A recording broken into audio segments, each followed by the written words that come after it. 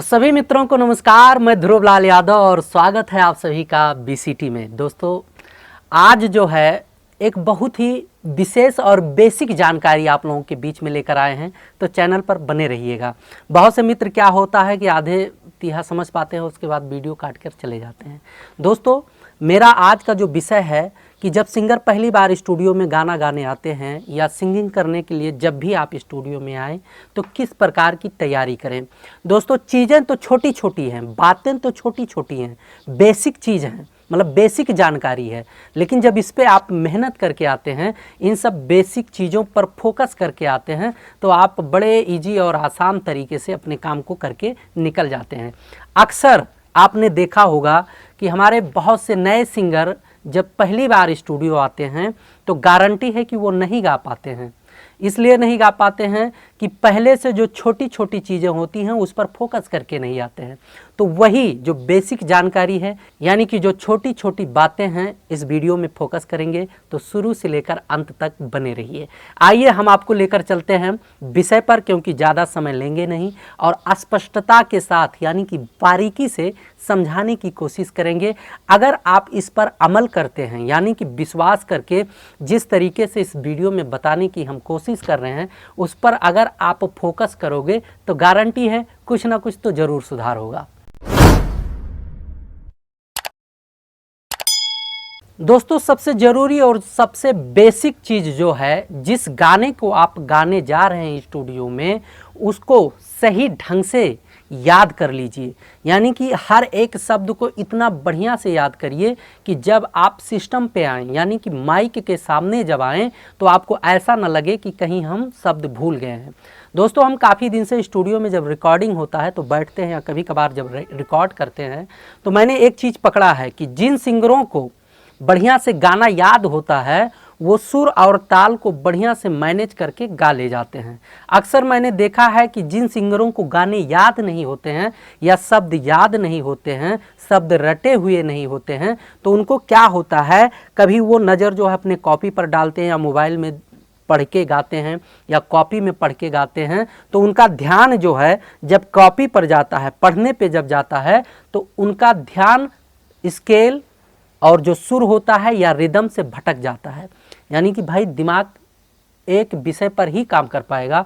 लगातार अगर आप दोनों पर उसको फोकस करोगे तो कहीं ना कहीं तो ज़रूर डिसबैलेंस होना ही होना है। अक्सर आपने देखा होगा कि अगर आपने शब्दों को रट रखा है, अगर गाना या लाइन आपको याद है, तो म्यूज़िक कंपोज़र के इशारे के हिसाब से आप रिदम और स्केल पर फोकस कर पाओगे और साथ साथ में सुर भी लगा पाओगे। लेकिन जब आपको बार बार शब्दों को भूल जाने की आदत हो चुकी होती है या याद नहीं कर रखे होते हैं, तब आपको या तो शब्द ही गौर कर पाओगे या सुर ही गौर कर पाओगे। ये सबसे बड़ी प्रॉब्लम है। अक्सर तमाम सिंगरों के साथ ये मैटर होता ही है। तो दोस्तों, मेरा सलाह यही है कि जब कभी भी आप स्टूडियो में गाना गाने आएँ तो उन शब्दों को ढंग से रट के आएँ और बढ़िया से याद जरूर कर लें कि जब आप गाना गाना शुरू करें तो आप भूलें ना। और दोस्तों, दूसरा और जो सबसे ज़्यादा ज़रूरी और बेसिक चीज़ें होती हैं, आप गाना तो गाते हैं, गाना गाने का एक अलग तरीका है। आप कहीं भी गा लेते होंगे, आप लाइव प्रोग्रामों में गा लेते होंगे, कहीं भी कोई भी सिस्टम लगा है वहाँ गा लेते होंगे, लेकिन जब आप स्टूडियो में गाना गाने आते हैं तो वहाँ पर काम करने का जो टोटल सिस्टम है वो दूसरे हिसाब से चलता है।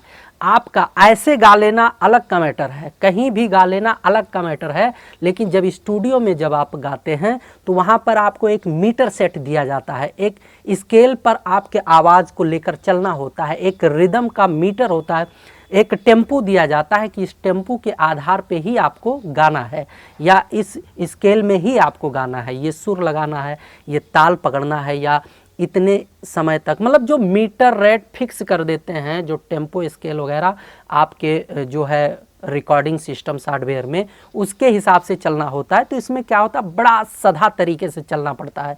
अगर बड़े सधे तरीके या हिसाब किताब से नहीं चलते हैं तो क्या होता है, कहीं आपका स्केल ऊपर डाउन हुआ तो गला लग गया, मतलब गलगलाहट टाइप का आ गया, रिदम से बाहर गए तो भाई गायकी अच्छा नहीं लगेगा, फिर तो अनबीट हो जाएगा।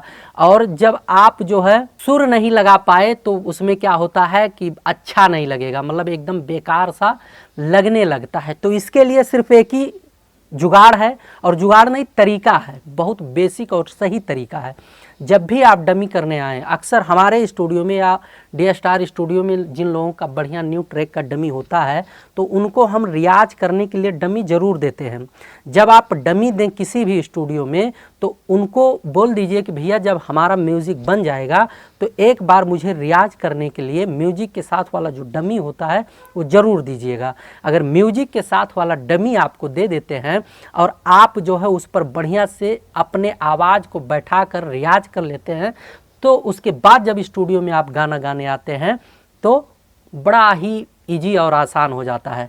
और एक चीज़ इसमें यह है कि हम बहुत से सिंगरों को जब गाना गाने आते हैं तो उनको डमी दे देते हैं रियाज करने के लिए, तो वो क्या करते हैं कि ईयरफोन कान में लगा लेते हैं और उसी गाने को बार बार सुनते हैं, गुनगुनाते भी नहीं हैं, सिर्फ सुनते हैं और उनको ये लगता है कि हाँ अब हम गा ले जाएंगे। ऐसा नहीं होता है। ऐसा अगर आप करते हो तो मान के चलिए कि आपकी गलतफहमी है, ऐसे नहीं होगा। जब आपको रिदम के साथ आपका डमी दिया जाए या म्यूज़िक ट्रैक दिया जाए, डमी आपको भेजा जाए कि भैया आपको ऐसे गाना है, तो उस शब्दों को या जिस हिसाब से डमी होता है उस सुर को, लय को पकड़ के साथ साथ में उसको गाइए।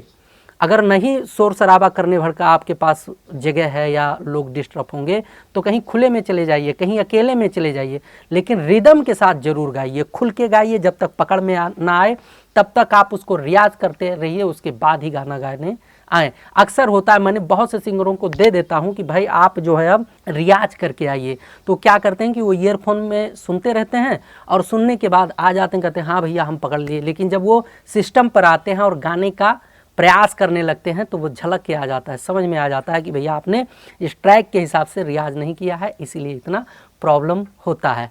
तो दोस्तों ये चीज़ें बड़ी बेसिक और बड़ी यूज़फुल तरीके हैं।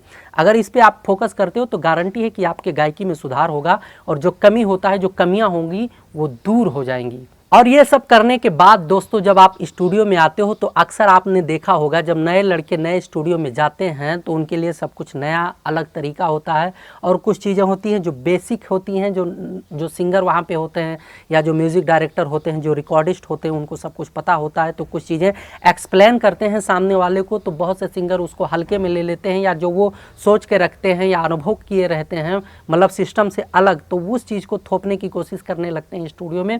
तो ऐसा किया करें, जो यहाँ के लोग होते हैं उनके बातों को सुना करें और गंभीरता से लिया करें। और दूसरा नंबर दोस्तों, जब भी आप वोकल रूम में आएँ या स्टूडियो में आएँ तो जल्दबाजी ना करें और ना ही होपलेस हों।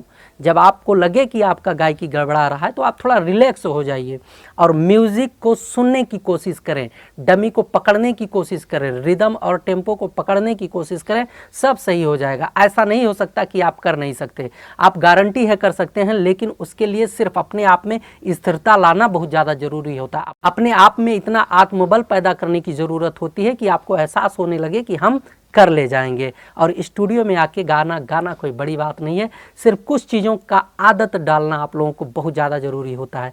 अगर इन सब चीज़ों का आदत आप सही तरीके से अपने अंदर डाल लिए या आदत पड़ गई आपकी, तो गारंटी है कि कोई नहीं रोक सकता। सिंगिंग एक ऐसी चीज़ है, सुनना सब चाहते हैं, सब अपने रोज़मर्रा की ज़रूरतों में परेशान रहते हैं। अगर आप बढ़िया गायक हैं तो भविष्य में आप अच्छे कमाओगे, अच्छे कमा खा के अपना कैरियर बना पाओगे। सिंगिंग एक ऐसी चीज़ है कि लोग सुनना चाहते हैं। भाग दौड़ भरी ज़िंदगी में अपने परेशान हैं, उनको शाम को, सुबह, दोपहर में जब भी उनको टाइम मिलता है तो इंटरटेनमेंट की ज़रूरत होती है। अगर लोगों को इंटरटेनमेंट की ज़रूरत है तो मान के चलिए कि आपका हमेशा वैल्यू बना रहेगा। तो आप अपने आप को स्थिर रखिए, बढ़िया से मेहनत करिए, मैनेज करिए, सिस्टम को समझिए और गायकी करिए। तो उम्मीद करता हूं कि ये जानकारी आप लोगों को यूज़फुल लगा होगा। अगर यूज़फुल है तो प्लीज़ वीडियो को लाइक कर दीजिए, चैनल को सब्सक्राइब कर लीजिए, क्योंकि भविष्य में आपको ढेर सारा कंटेंट इन्हीं सब सब्जेक्टों पर मिलता रहेगा। मिलेंगे अगले वीडियो में, तब तक के लिए नमस्कार।